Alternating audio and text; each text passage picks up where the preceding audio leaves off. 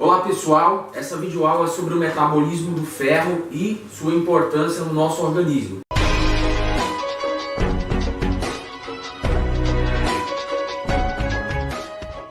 Bom, o ferro é importante porque ele participa da formação do grupo M da hemoglobina. A hemoglobina é a proteína responsável pelo transporte do oxigênio pelo sangue. E também o ferro atua na formação de energia celular, no processo de formação de energia. Como nós obtemos o ferro? Duas formas do organismo obter o ferro. Primeira forma, por meio da dieta. E a segunda forma, por meio das hemácias.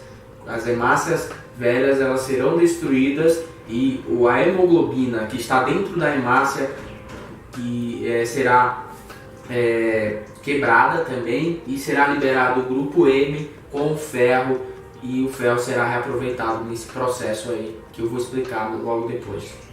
Bom pessoal, na nossa alimentação a gente pode obter o ferro de duas formas, na nossa dieta. Essa absorção acontece por meio do ferro na forma orgânica, Lembrando que o ferro ele participa da formação da estrutura da hemoglobina e da mioglobina, Aqui na mioglobina presente nas carnes vermelhas, na musculatura vermelha das carnes, Então, quando a gente come alimentos de origem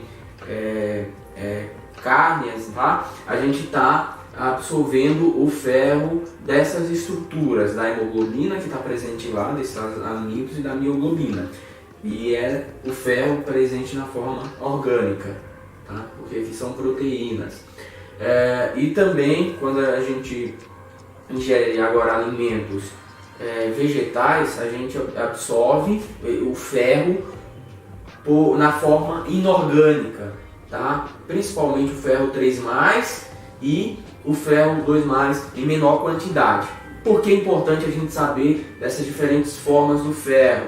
Porque no momento em que nós formos fazer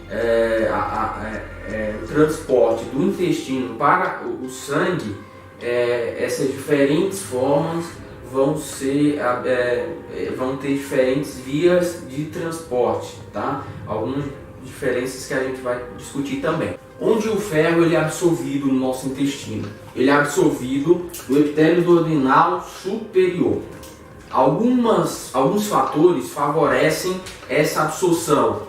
Entre eles aqui temos a acidez. Então, quanto mais ácido, quanto menor o pH, maior é a absorção desse ferro.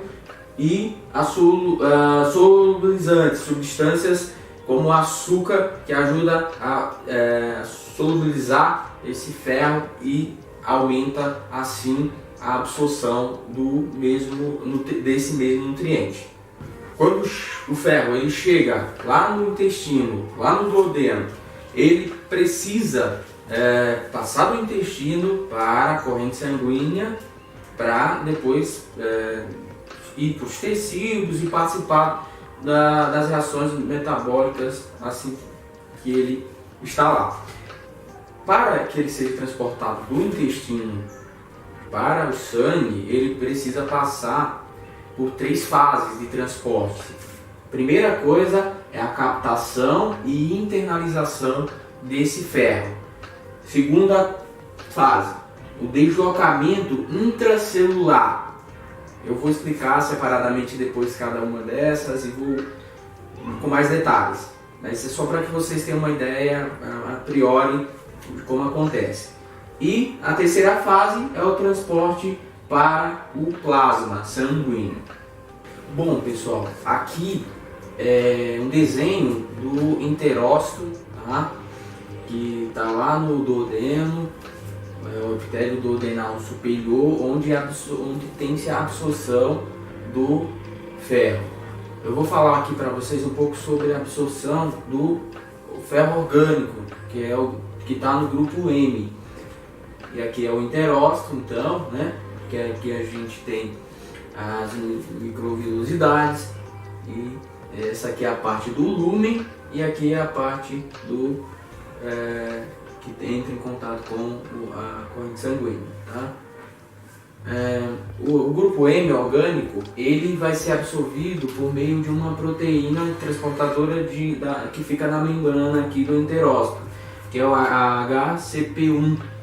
Então ele passa pela HCP1, entra aqui no enterócito, na intracelular, né, aqui dentro, e lá dentro do enterócito o grupo M sofre a ação de uma enzima que é chamada de hemoxigenase. Essa hemoxigenase vai quebrar o grupo M e vai retirar o ferro desse grupo, e o ferro vai ficar aqui livre dentro do enterócito. O transporte do ferro inorgânico, lembram que eu falei que a maioria do ferro que a gente absorve dos vegetais é na forma de ferro 3+, ele é absorvido da seguinte forma.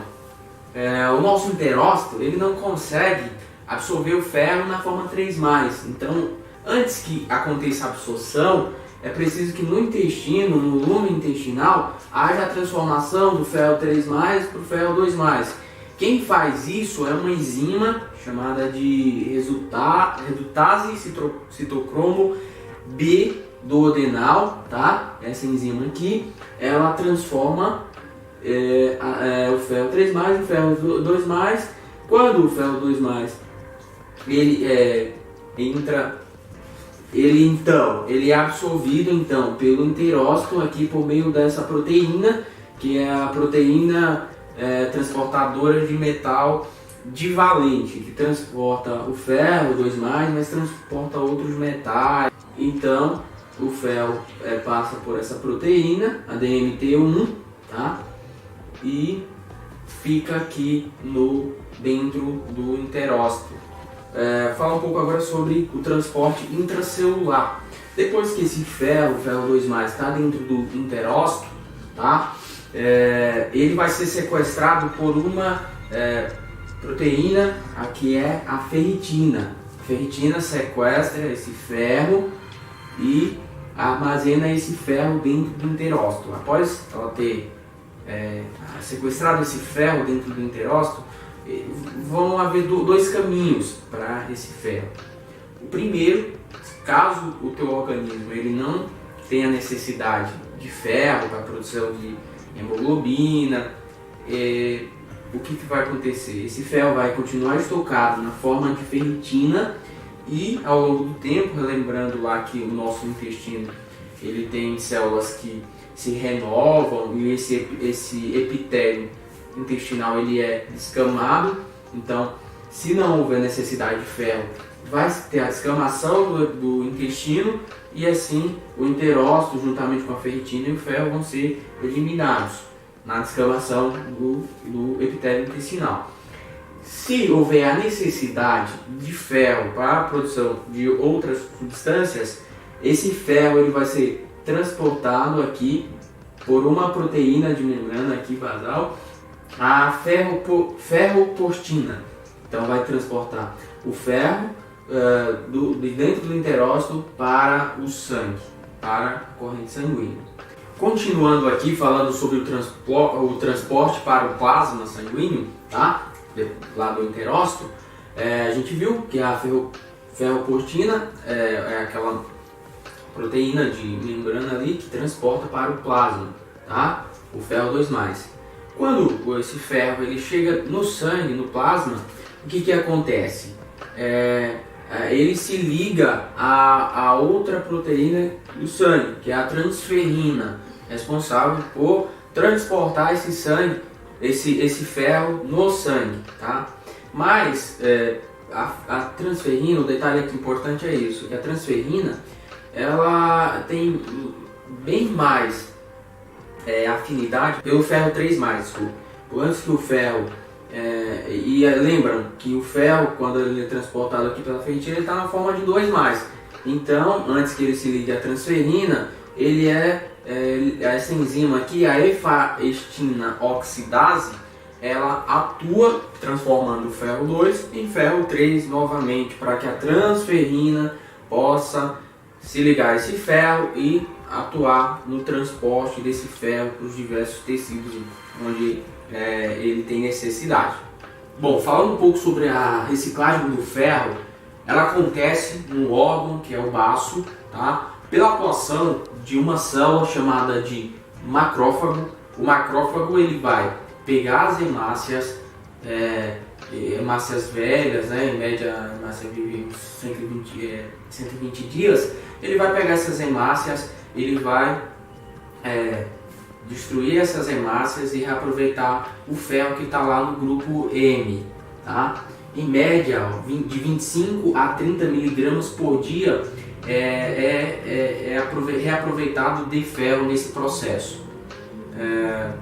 Só voltando aqui um pouco, o macrófago é uma célula do sistema imunológico, mas ele atua fortemente nesse processo de reciclagem do ferro. Com essa quantidade aqui de ferro nesse processo, ela já é suficiente para o processo de eritropoiese, que é o processo de formação de hemácias, que utiliza o ferro para formar hemoglobina. Os produtos desse processo, dessa reciclagem, é o ferro 2+, e a bilirrubina também é outro produto aqui. Após degradado pela degradação da hemácia, o ferro vai ter dois caminhos, tá? Ou ele vai ficar armazenado dentro do macrófago na forma de ferritina, ou ele vai ser transportado de dentro do macrófago pela ferropoetina e no sangue ele vai se unir à transferrina. Transporte no sangue, transporte do ferro no sangue. Como já falado também, o ferro ele é transportado no sangue por meio da transferrina, tá? Ela é uma proteína que ela é formada no fígado, na retina, no testículo e no cérebro. São locais onde a produção de transferina. Um conceito bem legal e importante que todos conhecemos é o conceito de saturação de transferina, tá? A transferina ela tem a capacidade de transportar cerca de 12 miligramas de ferro. Só que normalmente ela não usa toda essa capacidade. Então, um exemplo, se a transferina está transportando apenas 3 miligramas, se ela tem a capacidade de transportar 12, ela está transportando apenas 3 miligramas, ela está usando cerca de 25% da sua capacidade.